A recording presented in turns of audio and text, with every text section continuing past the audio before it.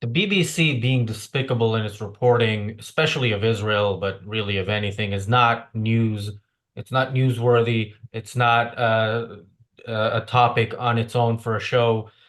But this is really a special example. I mean, what the BBC, so viewers, regular viewers of this show will have hopefully seen our episode last week about the story that the BBC covered of a 24-year-old guy with Down syndrome and autism who was killed by an IDF dog. We talked at the time about the story being problematic, and that's a nice way of putting it in terms of as journalism, uh, and also questioned why it is a story, even if everything is as they say it is. Since then, research had been done has been done mostly by David Collier, and we're going to go through a an article by him on his website, which we'll put in the chat and in the description. Israel has officially complained with, an IDF statement that was not included in the original article, and then the article 3 days later was edited to include parts of it the way the BBC wanted to. What they didn't edit too much, I guess, was the information that they got that the story was based on from the mother of this man. We're gonna go through all this. Welcome to the reality show. I'm joined by Marco, Richard, Michael, and Kirk. Hey guys. All right. Yesterday on the reality show, we went through a really disgusting opinion piece in Time magazine, and I said that's nothing compared to what we're gonna go through today. Actually, what we're going through is a very well-researched response to something disgusting. But let's get right into it, and I'm gonna start reading it, and then we're gonna go to the panel. So this is from David Collier's blog. Last week, the BBC ran a story about a young man with Down syndrome in Gaza who was, they said was mauled and, quote, left to die by the IDF. How does the BBC know this story is true? Because the mother told him it is.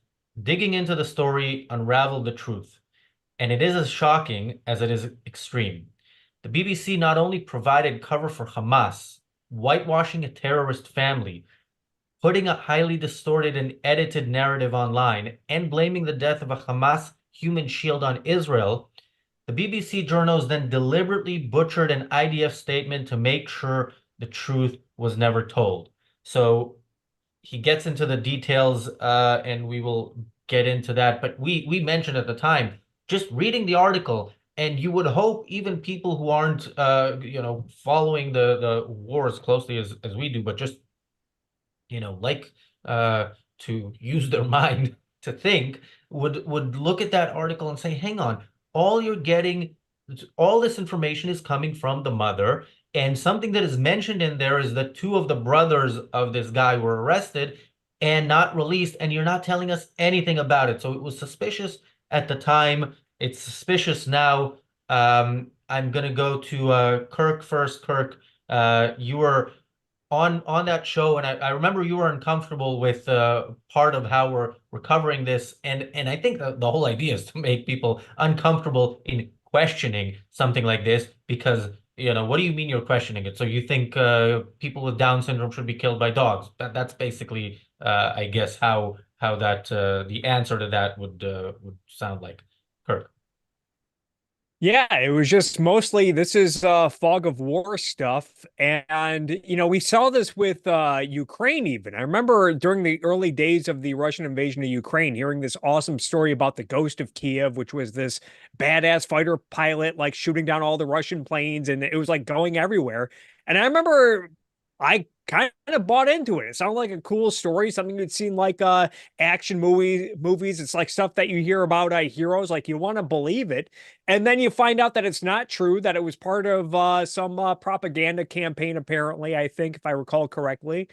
And yeah, it's just, and I think even people from Ukraine were like, "You guys got to beware of this because it can be easy to get caught up this and spread propaganda that is not true." And when you hear stories like this, it's sometimes better to just pump the brakes and wait for more information to come out. And yeah, I was uncomfortable covering that story because it's like one, as you said, Razi, we were only getting the details from the mother and the family. And some of those details kind of raised eyebrows and suspicions. And it's like, I don't know if I want to commentate on a story where there's a lot of missing context, which I'm sure, as we'll get into, we'll learn much more about that context later on. Yeah, but that's the thing, Richard. I mean, journalists, they're supposed to wait for the facts to come in. They're supposed to have a good enough context before they run a story. Isn't that a part of or am I misunderstanding the whole profession of journalism? You're misunderstanding the BBC, because the BBC doesn't follow the profession of journalism. I mean, you've got both examples here, in what we're covering today. You've got both the this is a case study in evil, to be honest, because there is a willful intent to deceive, not just a willful blindness, but a desire and an intent to manipulate and deceive and lie and peddle the opposite of truth. And of course, you've also got a good side, which we also ought to highlight in the course of this, which is the thorough and impressive job that a proper investigative journalist has done in uncovering this and following the leads where they should have been followed in the first place. And that's the journalist David Collier, whose report on this we're reading. So praise for the good, where they are good, but also we need to strongly condemn the BBC in the way they've done this. And we can point out along the way the many and varied ways in which this is pure form for the BBC, particularly when it comes to Israel, and why they are so biased against Israel.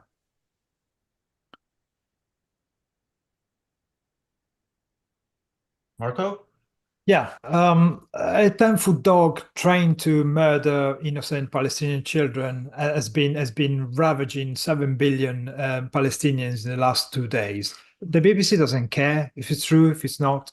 I mean, since the beginning of this thing, they've been pushing out propaganda because the BBC is an unaccountable state-owned and state-funded organization, which is stuffed to the gill with tribalist incompetence, in the sense that lefties hire lefties who support the left and who support a certain line, a certain kind of culture, which is pushed through and comes across whatever they do, from Doctor Who to the news. Just look lately, how many times they had to apologize for saying something which wasn't true. BBC apologized for reporting Hamas claims without checking them. BBC apologized for incorrectly reporting that IDF is targeting medical staff and Arab speakers. BBC apologizes after incorrect report about the IDF. It's been a litany of lies pushed by the BBC and their activist journalists, who effectively are taking the part of Hamas. And there's nothing in the world that's going to stop them from doing it, because nobody's accountable to anyone. So they can say what they want.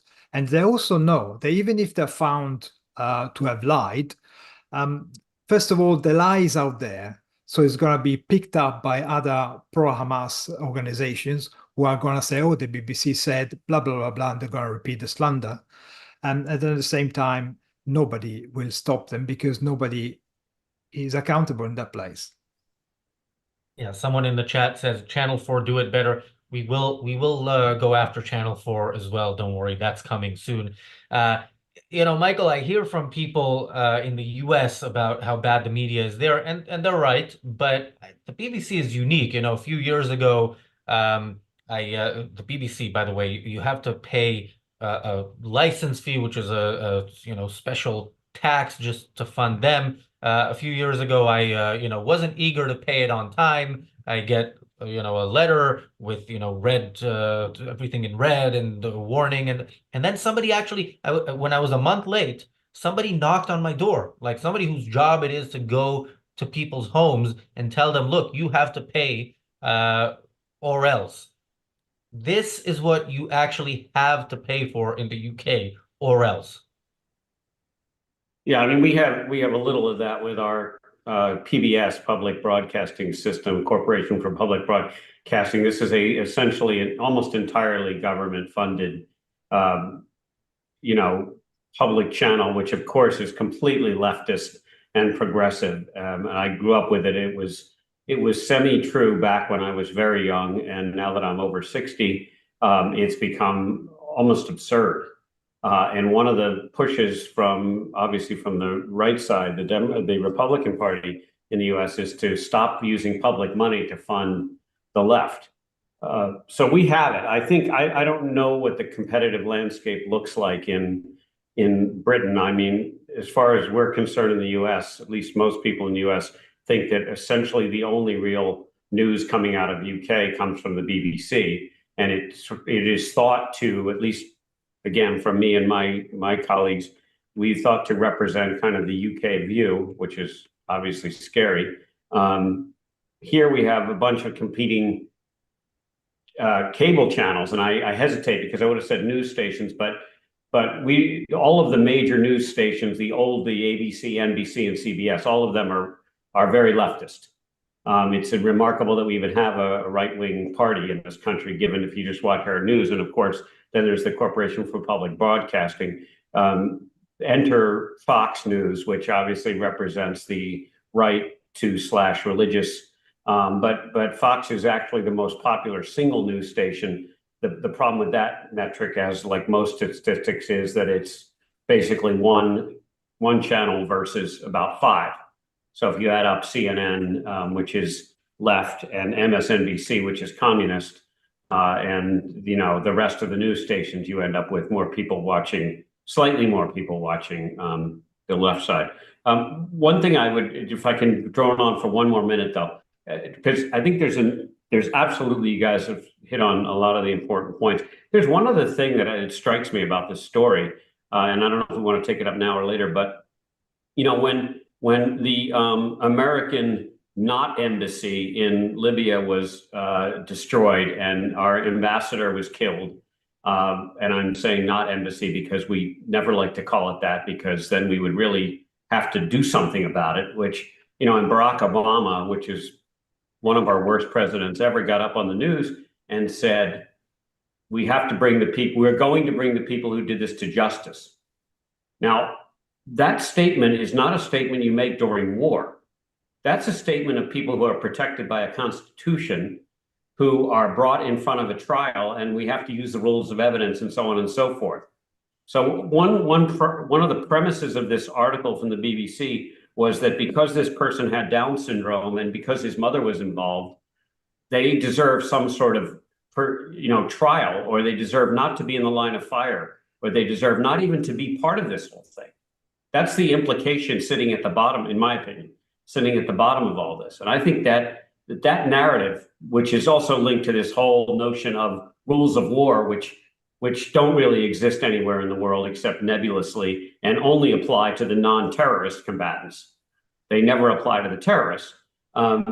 This has got to stop. I mean, obviously there was some instigation, and we now know about that. But even the notion that somebody deserves due process during a war is completely absurd. But it was started by Barack Obama when he suggested that the people who perpetrated the attack on the American embassy or adjunct embassy in Libya should be brought to justice.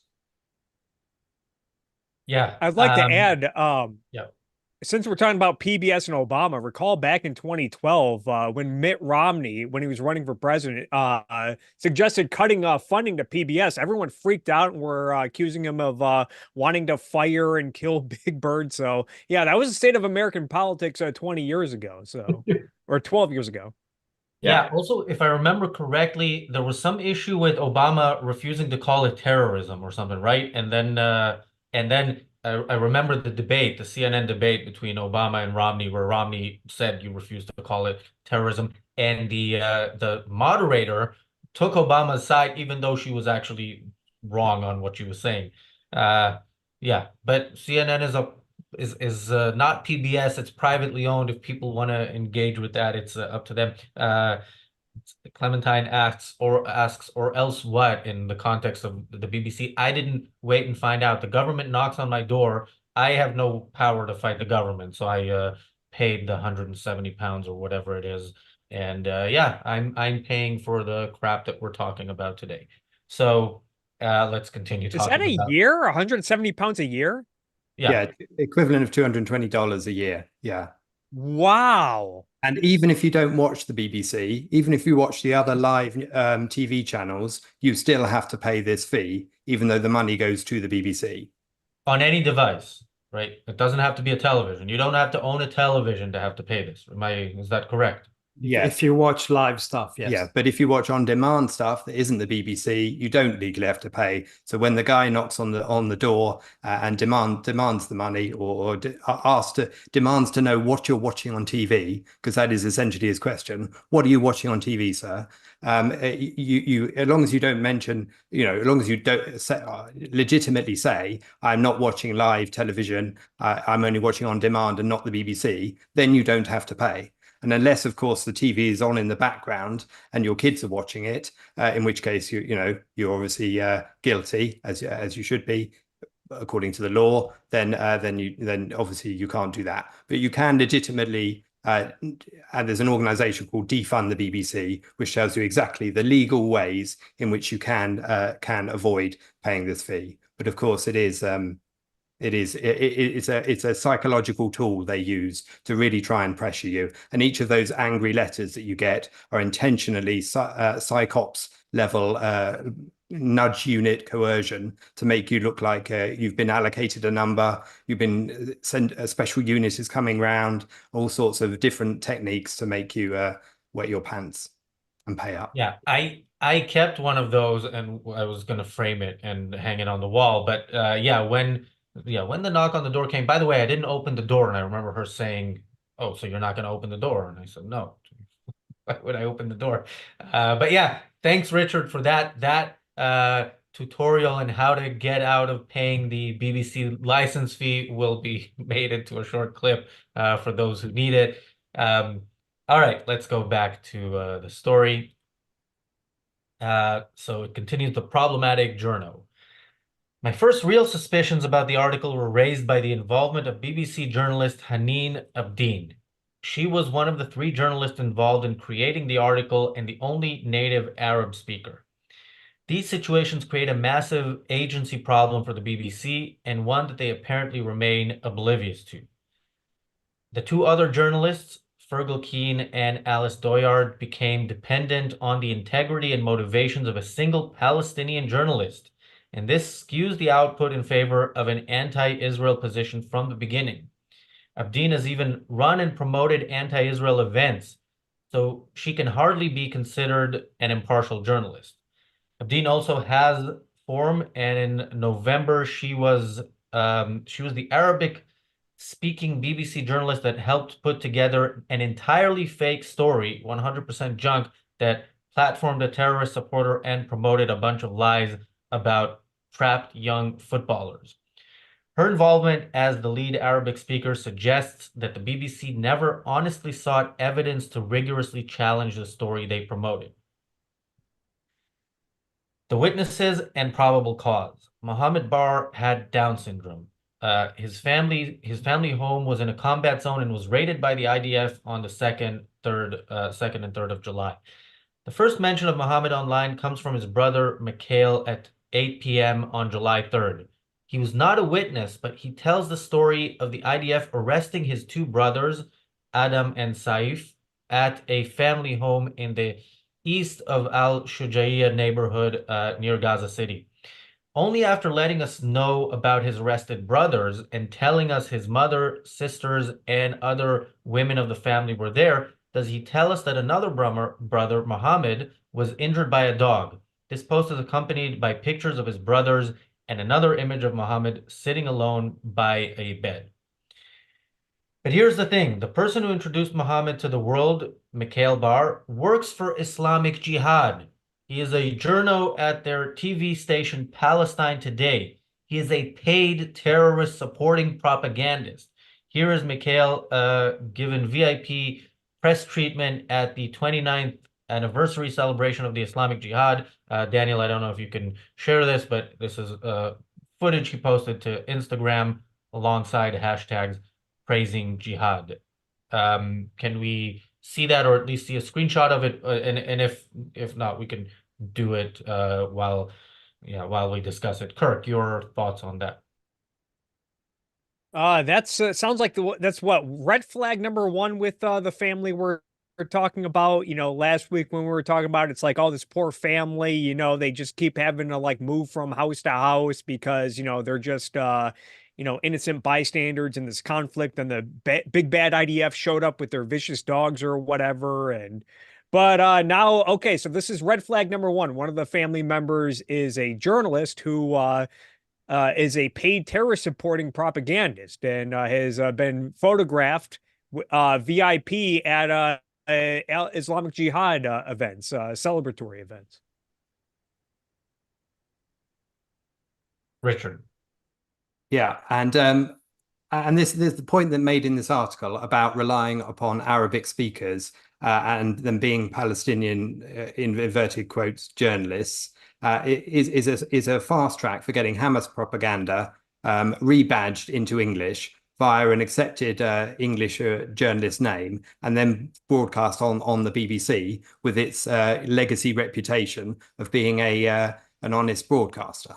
Now, the BBC's got so much form for this. I mean, it did a story a couple of months ago about the water shortage in Gaza, about the fact, of course, the Israelis were causing a water shortage, and that was leading to malnutrition and dehydration. It showed a young 9-year-old boy in a hospital bed with his twisted body in a hospital bed, and did this whole piece on it, where his mother described him as being normal and in excellent health before the war started, and the evil Israelis caused a lack of water.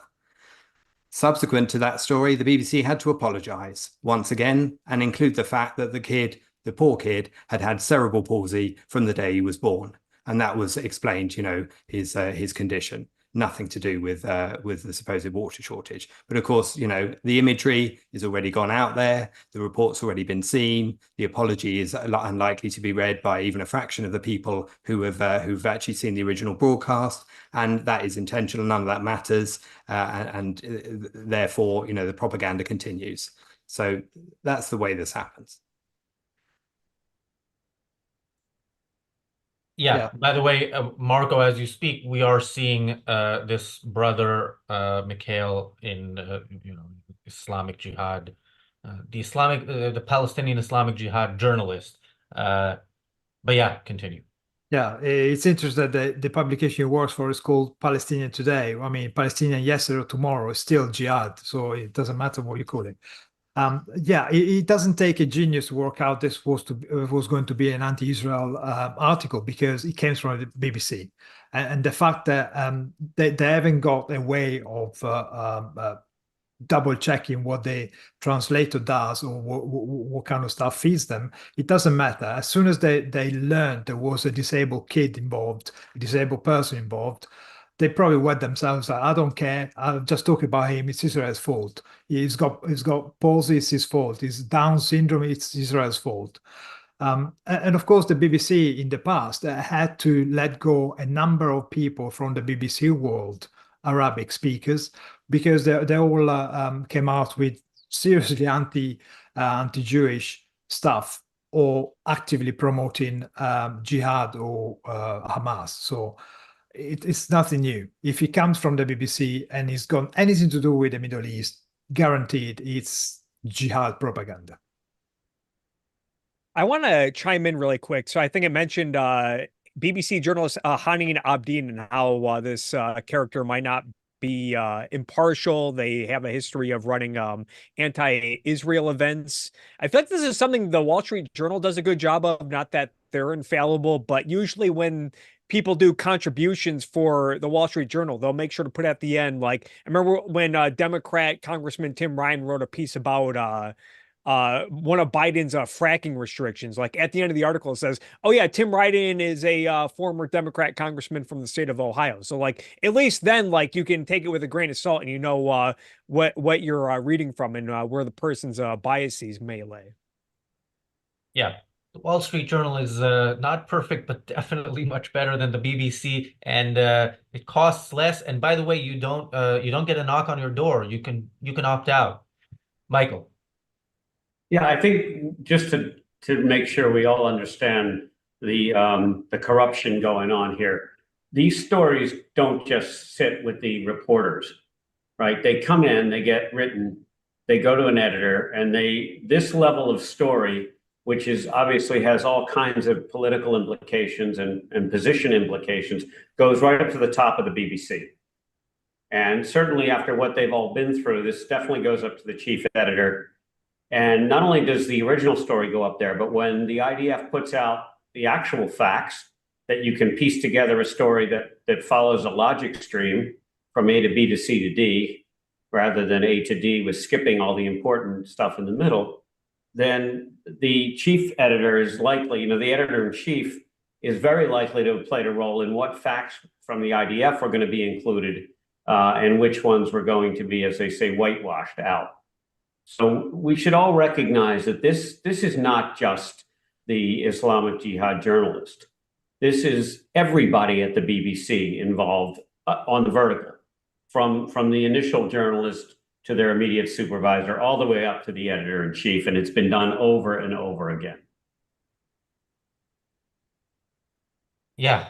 By the way, way off topic, but I just saw the news that Netanyahu arrived in Florida for his meeting with Trump, and he said, "And now for the best part," which is like this is how politicians kind of insult each other without going too far. Anyway, let's go back to going too far as this article has done. So David Collier continues. Then there is the face of the BBC article, the mother, Nabil Al-Yazji. Nabil was a witness to what happened. I tracked down her Facebook account. It turns out her husband was killed in 2002 and buried in Hamas colors. And we have the photo of that as well. Daniel, if you can share that, and I'll continue reading. The BBC article even acknowledges she is a widow. Did they not bother to check? Which means the BBC's key witness was the wife of a Hamas terrorist. The third key voice was a sister, Sarah. She was, hang on, lost it now. She was also in the home and a witness to the event. Her timeline is full of glorification of violence, murderous terrorism, and the adoration of Hamas officials. We are told of two brothers who were arrested in the house by the IDF, Saif and Adam. The Facebook timeline of one of them, Adam, carries numerous images of weapons. And this is him on the right in the image. And Daniel, if you can share that as well. And I guess we can pause here before David Collier goes on to expand. But yeah, again, this is remember, this is the BBC reporting and telling us about this victim and his family of, I don't know, innocent bystanders of the victim. I remember in the article, they mentioned the arrest of the two brothers. They mentioned they were arrested on whichever date, like around 2 weeks before the article came out, and have yet to be released. That's all it says. It doesn't say why. It doesn't say literally anything that could potentially be seen as negative about the family. Kirk. I am now recalling, well, first off, so now we have the mother was a widow of a Hamas terrorist, and the sister has some, questionable social media posts, and two of the brothers were arrested. So now that's, as far as I can count, 5 red flags with this family we're talking about. Just want to keep that in mind. But now what's coming to mind is I recall the starting quarterback for the Arizona Cardinals, Kyler Murray, when he won the Heisman Trophy, which I think was in 2017 or 2018, the night he won it, this is like one of his crowning achievements of college football. There was a news story, I think it was from Yahoo News. They made a big fuss that like when he was a teenager, like he was using some anti-gay slurs on social media, and they decided to make a story out of that. reason why I bring that up is like clearly they're like it's a thing in the media whenever they want to like really do some deep digging into someone's social media history. They're more than willing and eager to. So what's the BBC's excuse here to not dig into some of the social media history to bring more clarity? Or did they do it and they knew it and they decided to just not share it anyway? Either this is incredible laziness or dishonesty, and I'll let the viewers make up their minds on that one. Richard, is it laziness or is it dishonesty? It's Or do you mostly want to let the viewers make up their mind? Yeah, well, my mind is it's mostly dishonesty with a bit of laziness in there, and but both are certainly factors. But there's too much in there as well as we'll go through for it to be entire laziness or ignorance or naivety or any of those things. It just doesn't stack up. And one of the things that's telling about this is what does the BBC do when it's caught out? And one example of that was, of course, the Al-Ali hospital incident, which obviously, many news organizations reported the word of Hamas immediately that it came out as if it were true. But after a couple of days, when it was obvious that the story was baloney, the BBC journalist, the respected, and I put it in inverted commas, but respected by many BBC journalists, Jeremy Bowen, was interviewed about his own reporting on that incident. And he said to a program called Behind the Stories, he said, quote, "I don't regret one thing in my reporting. I didn't race to judgment." And then the reporter on this program says, "Yes, but you falsely reported that the hospital building had been flattened." And to which Jeremy Bowen says, quote, "Oh yeah, well, I got that wrong," unquote. That's the humility that kicks in when you realize you've let down the profession of journalism, you've let down yourself. That's the fact that is the fact that you simply don't care, laid bare, and that you'll do it again, and no doubt will repeatedly.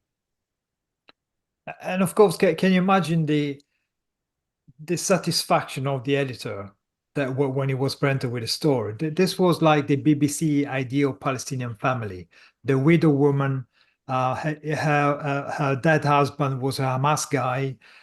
She's got two jihadi kids. Another jihadi kid worked for a media organization, and then they've even got a disabled kid. It's like, wow, they must have really declared, Jubilee or red letter day for this one. As Richard pointed out, when the BBC get cut out, they show their contempt towards their profession and the people who they are paid for in order to provide information to. And this is the kind of information which has been fueling the propaganda and the pro-Hamas protests here in London, because the BBC always picks and chooses the context, always presents stuff under a certain light, and despite being caught out a number of times, there was a scandal years ago with Jimmy Savile, who was a famous pedophile acting between the 50s and the 70s, covered by BBC people. They all knew he was a pedophile, and they covered for him. And then they spent millions because they hound a former a singer, send the helicopter to his house, accusing him of being pedophiles, and they lose the trial. They had to pay for it with our money. All this kind of egregious events that happened, all because the BBC are too incompetent to actually do a single Google search and find somebody is actually on social media with open accounts. We end up in this situation. But again, it's because they just want to push forward the narrative. They know exactly what the news should be. And if the facts don't match what the news has to be, well, they make it up, or they just mangle it so bad, and they pick and choose whichever words will come up with a phrase that supports the idea, and then we end up with these kind of stories. Yeah, I mean, Richard, you mentioned that Jeremy Bowen said, "I got that wrong on the hospital being flattened." I mean, the Al Ali hospital incident was 7 months and 9 days ago, and a different Jeremy Corbyn, who's now officially an independent member of parliament, unofficially he's a Hamas representative in the parliament here in the UK, still has on his Twitter the tweet that Israel bombed the hospital and 500 people died. And that's the point for the journalists. They know that they're going to have to retract the story. You put it out there, and then eventually you'll retract. It gets to the ears that want to hear it, and confirms their bias. Michael. Yeah, just two quick points. I mean, the first one is that the politicians have mostly learned that you never admit that you were wrong. You can squirrel out of it. You can say, I didn't mean that, or you just don't, or you ignore it, or you keep saying what you know to be an untruth. And eventually we move on to a new news story. So this is what obviously the BBC has decided, that they're no longer held to any standard of truth or what used to be journalists level, that they're just going to not admit it, and they allow their reporters to continue to not admit they were wrong. I think, again, though, the bigger fundamental problem here, because the question is, how does this perpetuate? How does this continue? It's very clear that the people running the BBC know exactly what's going on and are part and parcel to it. And what they're effectively saying, and everybody should admit this, and that's okay.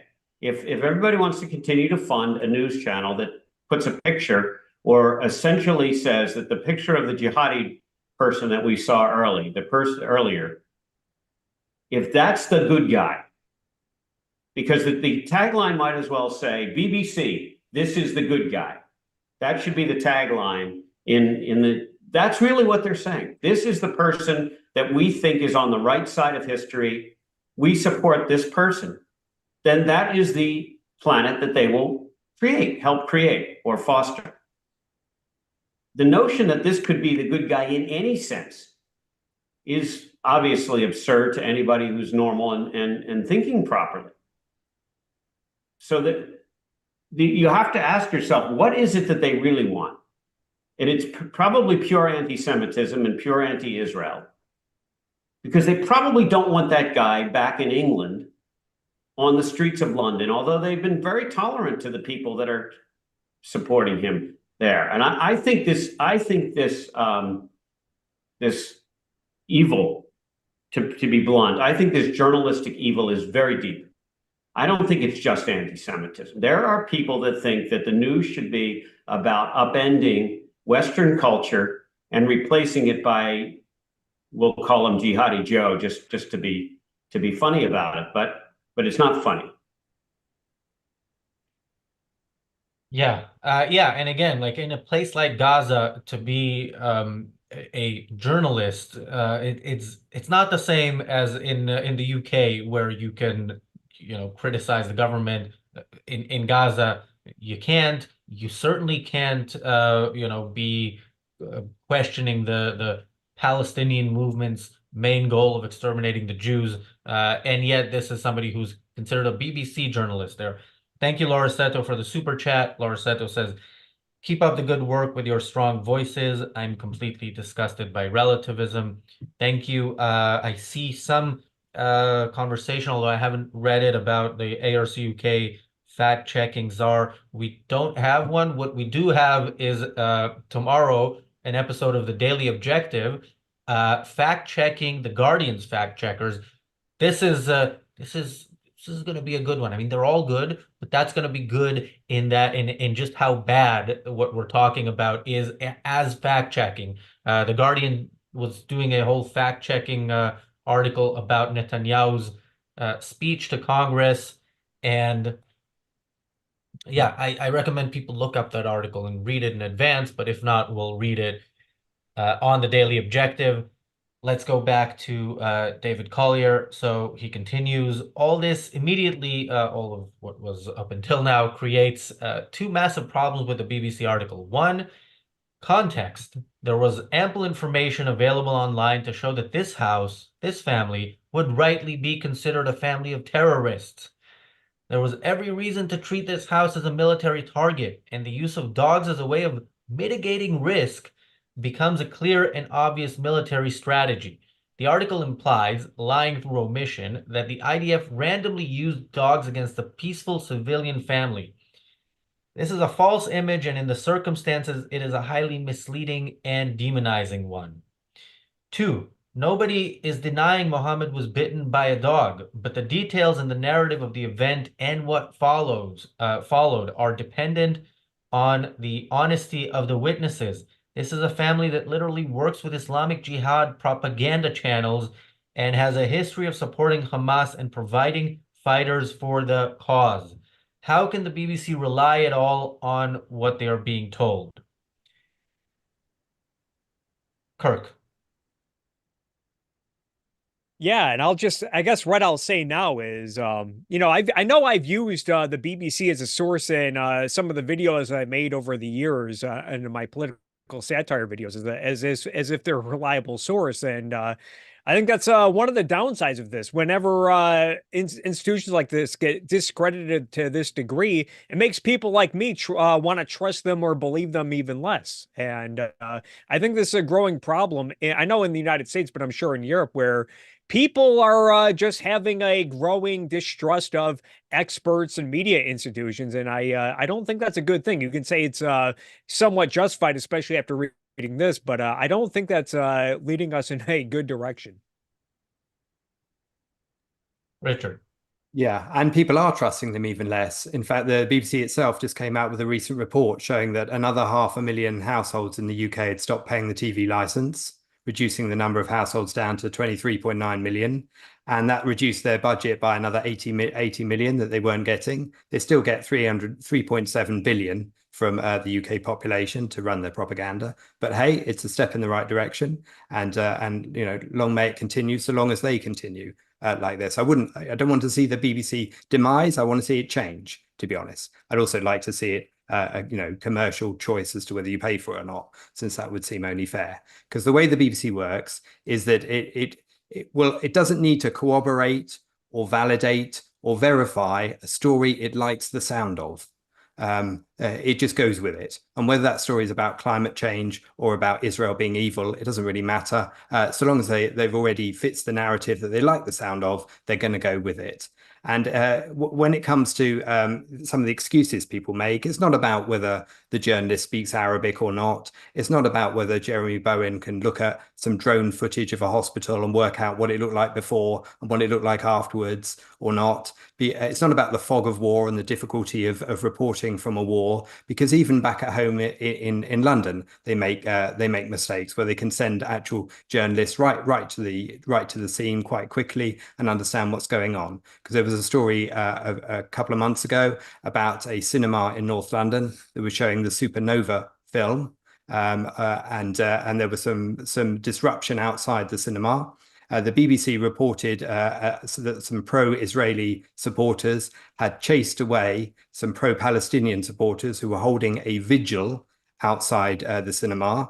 Whereas what had actually happened is that red paint had been thrown at the cinema, and there was a fairly hefty disturbance outside the cinema as those people holding the so-called vigil were trying to disrupt the showing of the Supernova film in the first place. And the BBC had to apologize for the use of the word vigil and correct it to protesters and try and get some way back to actually resembling the truth of the story, because they wanted to believe that the Palestinians are holding candles and feeling sorry for the dead, as opposed to actually being agitators in this situation.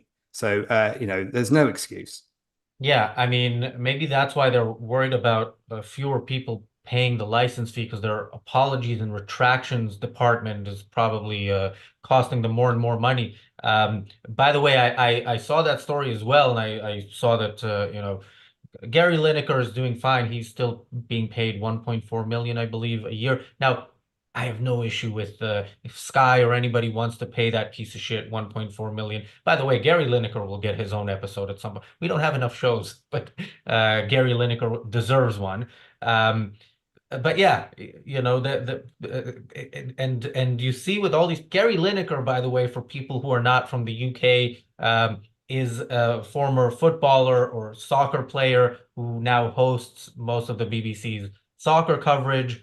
But in his spare time, he also tells us why Israel is evil. So yeah, the BBC, it doesn't matter if you're a journalist covering the war or a host of football shows. What the problem in the Middle East is clear to all of them. Marco. Yeah, well, I which appreciate. Oh, sorry. sorry, Go on. we choose not to pay the BBC tax because we are fed up of this kind of evil being thrown at our face. First of all, we don't watch that crap because it's just gone beyond the pale lately in the last 5-6 years. But what's the problem is? The problem is that the people at the BBC are anti-civilization, they're anti-freedom, they're anti-human, and they believe that humans should be ruled by a state. And they see themselves as the voice of the state. They see themselves as the people who are tasked by the state to tell you what to think, how to think, and to adjust your wrong think, the wrong way you see in the world. It's not what you think, it's not reality, but reality, we make it. It is what we make, and you should just suck it up and believe it. Don't be critical about it, because who are you to know? And that's obvious when you start thinking that there isn't a series of individuals out there, but just a big blob which we can control. That's what happens, and that's why the BBC is so inherently evil and so impossible to reform. You have to start from scratch. You get rid of it and start from scratch, possibly with a commercial outfit, or you'll never be able to change it. And I wouldn't be surprised if our current pro-jihadi government would actually include taxation, the funding of the BBC in general taxation, and take away the choice of people like us not to pay for it. Michael. Well, I think you brought this to where it needs to go, which is just this general move for large blobs, as you called them appropriately, Marco, of no think. And it's funny, I don't know how the no think people think they're going to eat and have new technology and improve the condition of all the people that purportedly these folks are all worried about the downtrodden, oppressed, and the poor in the world, because certainly the people that are middle class and above are doing okay and are happy with the system and contribute to it and pay the taxes, which, oh, by the way, supports them. But reportedly, these people are there because of all these oppressed people and downtrodden people. And I don't know how they think that a world of collectivism is going to improve the poor class. All it's going to do is do what collectivism has always done, which is to make it worse. And if we have to have police forces that look like Jihadi John that we saw before, and all we do is throw paint on statues and knock down icons from the past and rewrite history and talk about imperialism and so on, and the evils of capitalism, I just don't get it. And we don't even have to get into healthcare. But what you're saying comes back to a common theme we have on this show, which is generally anti-Western, anti-individualist, anti-capitalist, anti-libertarian views. And it is remarkable. Just remember, folks, from Animal Farm, whatever leaders in a leadership role, they always end up with all the rights. The pigs took over the farm. The pigs looked exactly like the old farmers. And the downtrodden, the horses, and the people who worked until they died, were killed, were sent off to the slaughterhouse. They ended up the same way. Stalin proved very nicely that you can have a 5-year plan with collectivism. And it turns out really well for Stalin and a few other people. Putin has done a marvelous job in Israel, the kleptocracy in Russia, the kleptocracy that exists in Russia, and the oligarchs, and so on and so forth. And by the way, the fact that Iran, Russia, China, and North Korea are all cheering as everyone supports the Palestinians ought to wake a few people up to think maybe we're not on the right track here. Yeah, I see some discussion in the chat about the treatment of animals by Palestinians.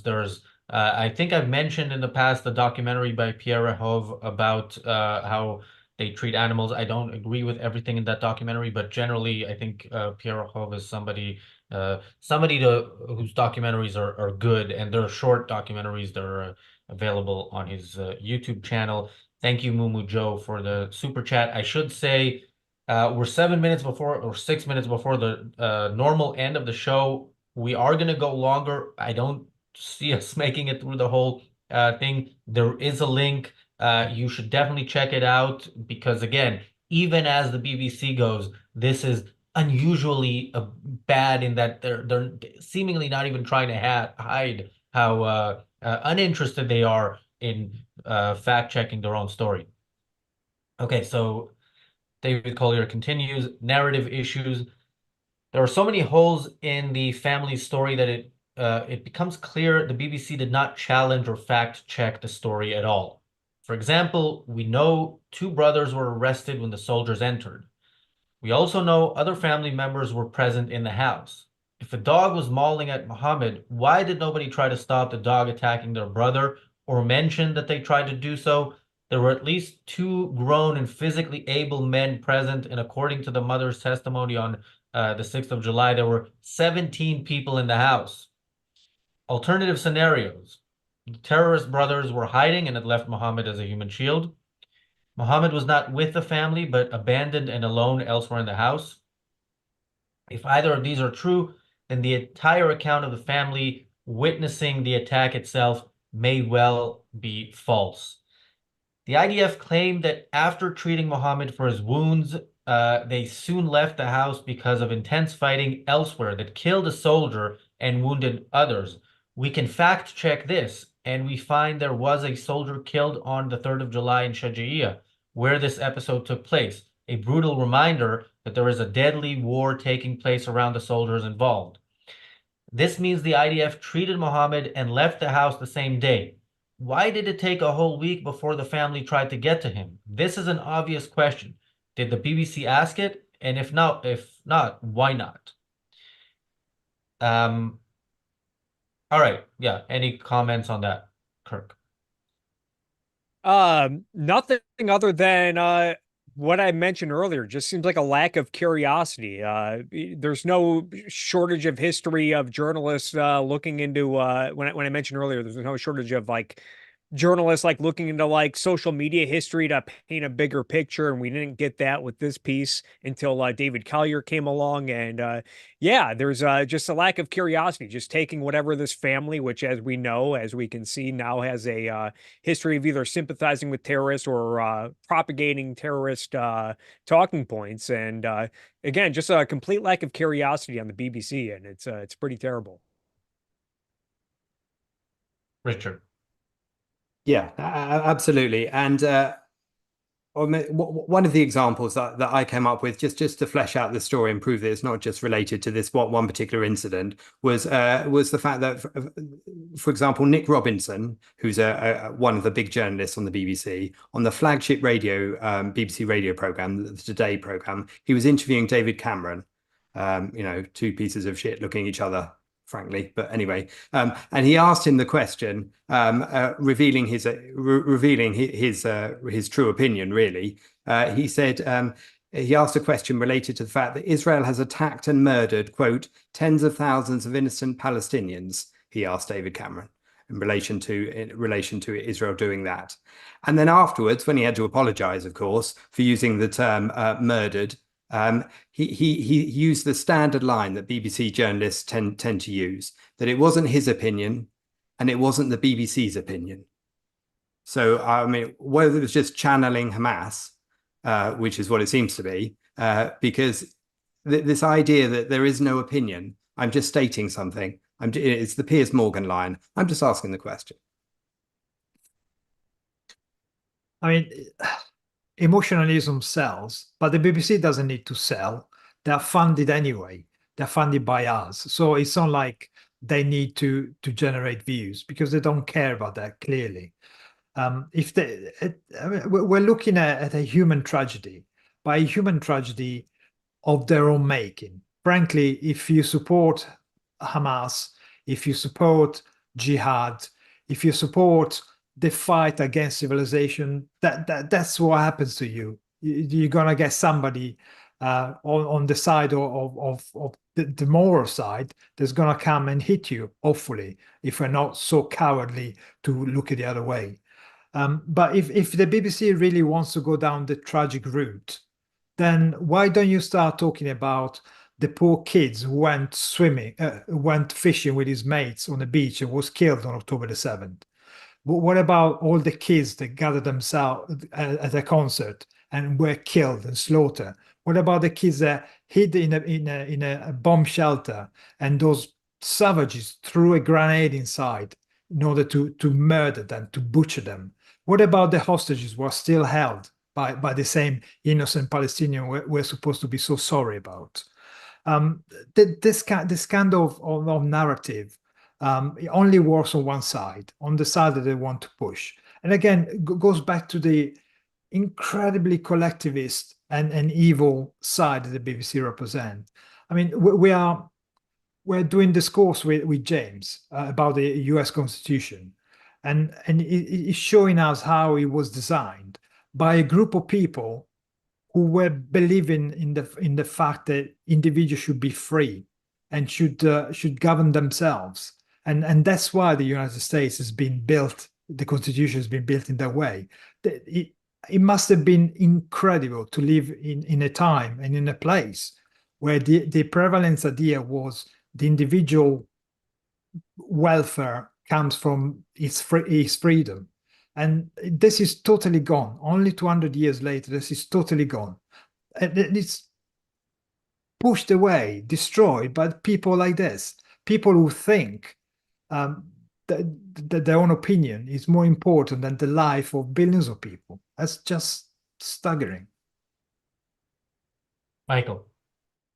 Yeah, I completely agree with you. I don't know that it's totally gone. I think they're certainly gone mostly from the public discourse for the most part. And it's, even if we get a Republican president next in the US, it won't be a Ronald Reagan type of guy who was probably the last person to stand up for any of this kind of individualism matters. And the reason the US has been so successful is because we've allowed individuals to prosper, and government's job is to make sure they don't stand on anybody else's liberty. Government's job is not to restrict the liberty of an individual just for fun, if you will, or just because somebody doesn't like you, which is what's going on. And I think that's certainly one avenue here. The other avenue is to go back up to this whole remembering, as you said, that this is a war. This is a war, and the war could have ended. We say this on the show a lot. The war would have ended as soon as Hamas surrendered and the hostages were returned home. And let me remind Kamala Harris, in case the unlikely event that she or any of her people are listening, the war would be over if the 8 American hostages and the rest of the Israeli hostages were returned. But Kamala Harris does not care about the American hostages, nor does Joe Biden. And nobody cares about the Israeli hostages except the Israelis. And they're not going to be returned, except at the point of a gun. And the gun will have to be at Sinwar's head, or essentially the rest of Hamas's head. And in my strong opinion, and I do believe the Israeli army will continue to fight this war until Hamas is eradicated and either the bodies of the hostages, the dead hostages, are returned, or the live hostages are rescued. This war will not end and should not end. And frankly, it would be a disgrace and a huge mistake in the long term. This would be cutting out 3/4 of a tumor and saying, I sure hope that quarter of a tumor doesn't come back and kill me, when every doctor in the world knows that cancer is going to kill that patient the next year. And that's where we are with this. So this is a war. Bad things happen in war, and it's up to the Palestinians and their Gazan leaders and their Hamas leaders to end it. I agree, but what do you mean the unlikely event that Kamala Harris is watching? She watches every show. Have you ever heard her speak during the time of the show? I'm pretty sure she watches. Anyway, thank you, Jonathan, for the super chat. Thank you, Mumu Joe, for the super chat. Mumu Joe says, how do they know who is innocent? Do they know each Hamas member and criminals and piece of shit in Gaza? if they do, that's what POS stands for, right? Or am I just stands for different things? But anyway, if they do, why are they not giving Israel a list? And thank you, Mark, for the super chat. Mark says important and insightful work as always. Thank you. Yeah, let's continue with a little bit more of the article, and again, we recommend reading the whole thing. The next section is the BBC lies and whitewash. It is clear that the BBC did not bother to check anything, but it gets worse. They even ignored the evidence they did have. Part of the family contradictions were around where Muhammad was bitten. Firstly, the family said Muhammad was bitten on the hand or the arm. Then it evolved to the chest. In an interview on the 6th, in an interview on the 6th of July, the family then claimed he was also bitten on the face. The BBC carries the accusation about a bite to the chest in the article, even though it is clear from footage the BBC has seen. We have both viewed the same footage provided by the brother Gabriel. Muhammad was not bitten in the chest. The BBC is ignoring its own evidence. It gets worse. Through Israeli channels, I have managed to obtain the entire statement the IDF handed to the BBC. It contains a detailed account of what happened. The BBC carefully selected a few bits to support their story, but completely ignored other parts of the IDF response, which gave added detail and provided important context. For example, the IDF told the BBC that terrorists had been identified inside the house. This is the extract from the IDF statement that provides vitally important detail, was deliberately omitted by the BBC. Why did the BBC choose to conceal this? This is the quote. Inside one of the buildings, the canine detected terrorists and bit an individual. Given the clear evidence above and the IDF statement, it is fair to surmise Muhammad was being used as a human shield by terrorists from his own family, yet the BBC has whitewashed all this out. We know the IDF treated Muhammad. On July 4th, Muhammad's sister, Noor, a witness, tells us that the IDF had put Muhammad on a stretcher and brought a doctor to tend to his wounds. From a July 5th post from another sister, not a witness, Jalnar, we learned that they took Muhammad to the bathroom. We know what we know is true from the evidence is the following.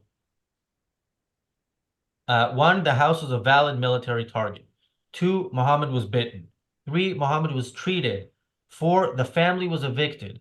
Five, there was a battle nearby in which a soldier was killed. Six, the soldiers left. Seven, Muhammad died. Everything else the BBC provide is a narrative put in place by a terrorist family, and the BBC has deliberately chosen to conceal important parts of the story, leaving nothing but a demonizing narrative. Kirk. To be like if Breaking Bad were real and then the media just covered Walter White as this like, oh, this poor chemistry teacher who got sick with cancer, these bad things keep happening to him. The police is constantly snooping around, his house caught on fire. Like, what's this poor old man? It's like, oh, you're leaving out the context that this guy's like a has huge connections to the criminal underworld and is like the biggest drug dealer in the Southwest. Just it's becoming comical at this point that now we're knowing that the BBC actually had a lot of this information. And they can still publish the story, but at least like, oh, well, according to the IDF, there's conflicting reports, and then you let the viewers make up their own mind. But apparently, for some reason, the BBC feels like their readers do not need this information when reading this story. Richard. Yeah, and not only does it treat individual Palestinians as though they're completely impartial and neutral without checking any of their background, it also uses the same technique when it's putting experts on its channels as well. For example, the BBC Arabic branch, which put on a person several times, they referred to as a military expert. But he turned out to be a former PLO general who had described October the 7th as a heroic military miracle. But of course, they're presenting him as impartial, and therefore a whole bunch of its reports end up being junk. And then, of course, they also tend to reveal themselves sometimes in their deliberate attempt to mislead. And there was a BBC correspondent in Beirut who sent details to the people in the newsroom about some of the terms that they should use more in their coverage of the Israeli war. Those terms included settler colonialism and ethnic cleansing relating to Israel. So they're actively caught trying to twist the narrative and set the narrative in the way they want, as well as pretending that things are impartial when they're not, and as well as concealing evidence to the contrary that they don't wish to be heard or seen the light of day. One of the interesting things of these hit pieces is actually the pieces of truth that come across that accidentally come through. Like if you read at the beginning of the BBC article, the mother is saying that when Mohammed, the Downs kid, was at school, he was bullied and beaten. Now, what kind of culture would allow a kid with Down syndrome and what is it called? Autism to be beaten and bullied at school?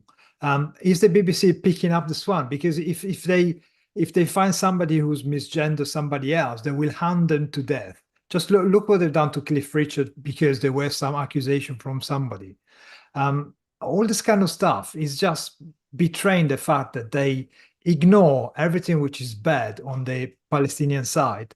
Again, Palestinian side using within quotes, and the Israeli side. You ignore the good, and you always highlight, you always butter up the bad side of things. And then again, it's we've seen this happen, too, in The Fountainhead. A book written in the 40s makes the point that all you need to do just to put some information out there, whether it's true or not, you just associate Israel with the bad side, Israel with bad things that happen. Everything bad is Israel's fault. It doesn't matter. When people hear Israel, automatically the reaction would be, oh, Israel is guilty of something or other. And they keep doing this forever and ever again. And just take the Lancet article, we opinion piece we talked about a few weeks ago. We came across a talk of somebody who was mentioning that very article just to bolster the point, just to give credence to their stupidity, to their stupid claims. And that's what happens. All you need to do, generate more information which can be broadcasted and used as a reference by somebody else. So you effectively create a snowball of misinformation and accusation and smear, which is as good as proper weapons. Yeah, and can then be referenced in the future, which, by the way, is another opportunity for me to remind people about tomorrow's episode of the Daily Objective, because that's what The Guardian does in their fact checking. Again, well, we'll put the link tomorrow, and people who haven't read it by then should read it then. Michael. Yeah, it seems that CNN wants to cause its own demise as a legitimate organization, a legitimate news organization with fact checking, and move to some sort of BBC, you mean? Or do you? Sorry, I CNN apologize. it's also CNN also. Sorry, I probably a Freudian slip, probably very relevant as well. And CNN has its share of the same, frankly, the same stuff. MSNBC, slightly worse, but that's why we have multiple stations in the U.S. so we can be at different levels of truth and verification. It does seem like that they really want to make sure that they establish themselves as having no credibility.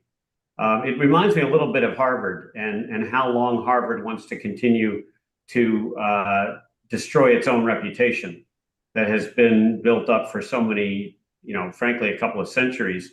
But they did a very nice job of destroying a large bit of their reputation for a long time, and they've largely receded from the public discourse. But as far as if you dig into it, as far as anyone can tell, there hasn't been a lot done really to improve the situation, other than the kids all went home and they're so worried about the Palestinians that during their summer break, they're not worried about them anymore because they're worried about their parties and their beach going and so on. But as soon as they get back to school and actually have to study and do something, they will be back to protesting, because that's certainly a lot more fun than actually doing work and learning facts and things like that. CNN seems to be the same way. How do they come back from this? How do they reestablish themselves as a journalistic entity that's credible? And it's unclear to me how they're ever going to do that at least for this generation. By the way, you did say CNN again, and I still Oh, I still thought, should I mention yeah, it, you or should is it? correct it. Yeah, we're Yeah, talking about but the by the BBC. way, the BBC, and this is where CNN is different. The BBC, like Harvard, maybe don't really care about destroying their reputation because they have unlimited funds. You know, they never have to worry about money, and you know, there is an audience for the stuff that they're pushing. Certainly in the UK, very few people are as concerned as we are about this BBC story and the fact that this is an ongoing thing with them. Thank you, Alexis, for the super chat. Alexis says, the world is instantaneously better in two ways. One, ARCUK gets my money. Two, I am so not paying the BBC license this year. Well, we appreciate your continued support. Please don't get in trouble with the government over stuff like that. But yes, you know, like socialists tell the rich about taxing their people. We'll say that about BBC license fee versus ARCUK super chat and memberships. We spend that money much better than the BBC does. All right. Yeah, I know, Michael, you have to leave, but and there is more of this article, but I don't know. It will take us a while to go through it, so I think we can wrap up here unless well, I'll go to everybody for final comments, but I very quickly just want to say, because Marco, you mentioned James Valiant's course, and I was thinking about this yesterday when the third session of that course was going on about the Constitution, about how great that course is. Because wait, Michael, all right, I wanted to see if we get any final comments, but we already got those final comments. What's great about this course is you understand, even if you already know what an achievement the US is and the Constitution is, you really understand it helps bring it into a historical context that we as people who were born you know, a couple of centuries after the Constitution came into effect, you really understand what an incredible achievement is and how important it is to actually try to hold on to it if we can.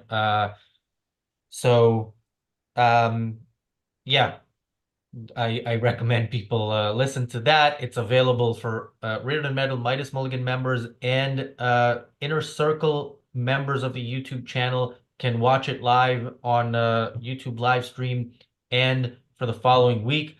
Thank you, Mumu Joe, for the super chat. He says, guys, you did not answer my question.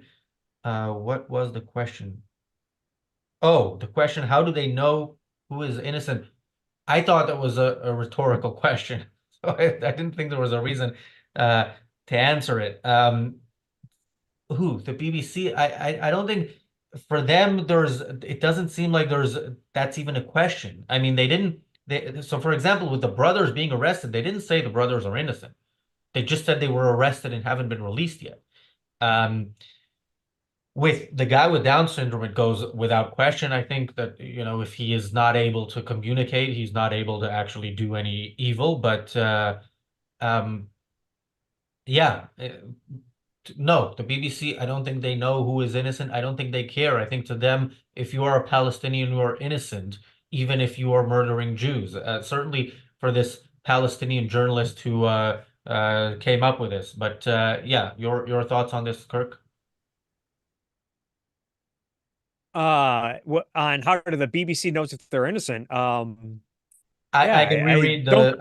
I'll reread the super chat from Mumu Joe earlier. He says, how do they know who is innocent? Do they know each Hamas member and criminals and piece of shit in Gaza? If they do, why are they not giving Israel a list? I would ask, do they even care if they're innocent? That's my question. Yeah, Richard.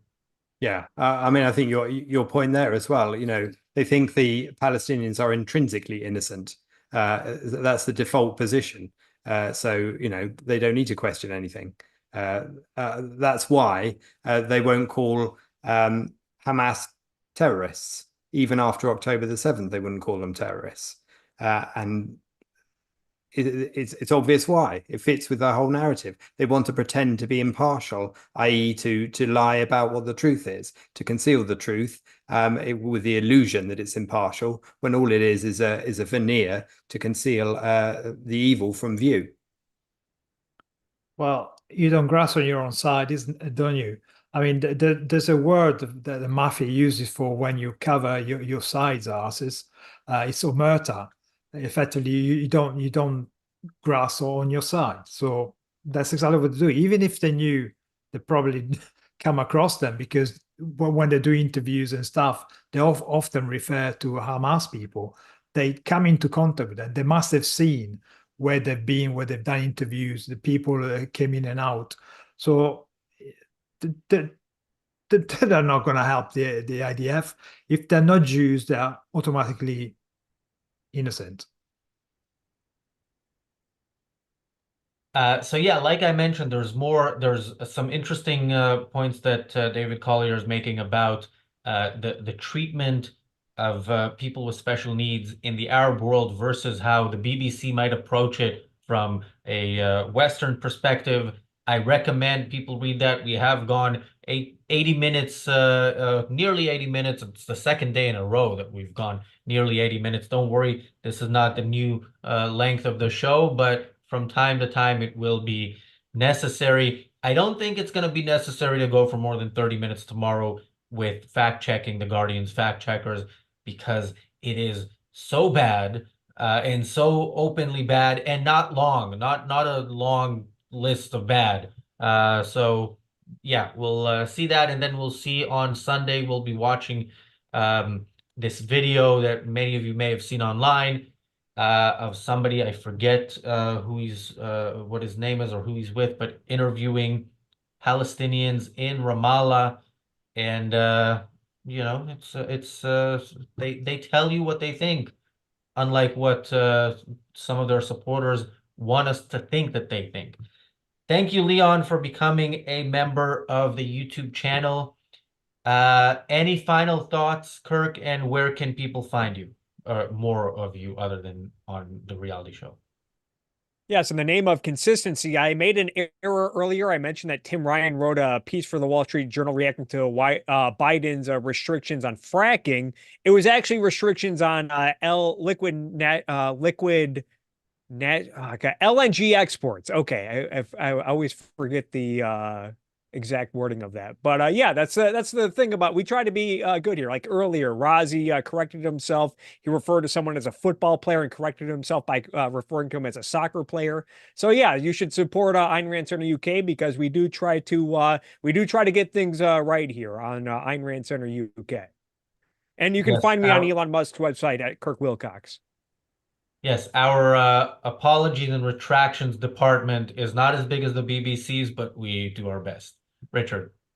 Yeah, and that's because, of course, we're looking at everything in terms of principles as well, which does also help you identify the essentials and the truth right from the beginning, as opposed to falling foul of some particular example of something without knowing all the details of it. So yeah, I would certainly say that. In terms of other ways of finding our content, perhaps 80 minutes is too long for you. Perhaps you prefer short 3-minute content, in which case the sister channel to this, the Briefly Objective, called Briefly because of its brevity, has short clips from these shows edited with visual imagery to really make the point. So please like, subscribe, and make sure you watch as many of those as you can. Smooth. And yeah, defund the BBC. If you pay for a service, just ask for a refund. If you're in Britain, don't pay for it, and ignore the letters, and don't open the door if somebody looking like a lanyard guy, and spend the money in a better way. Go to the pub. Or become a member of the Ayn Rand Center UK, link in the description. Yeah, by the way, the Briefly Objective, also for people who want 80-minute long content, it is shareable and more shareable in a sense. It's easier to convince somebody to watch 3 minutes than 80 minutes. They can watch the 3 minutes and then be convinced to watch the 80 minutes. Tomorrow, they can watch 30 minutes because we don't have the reality show, only the Daily Objective. Thanks, guys. Thanks, everybody, for watching. We'll see you tomorrow.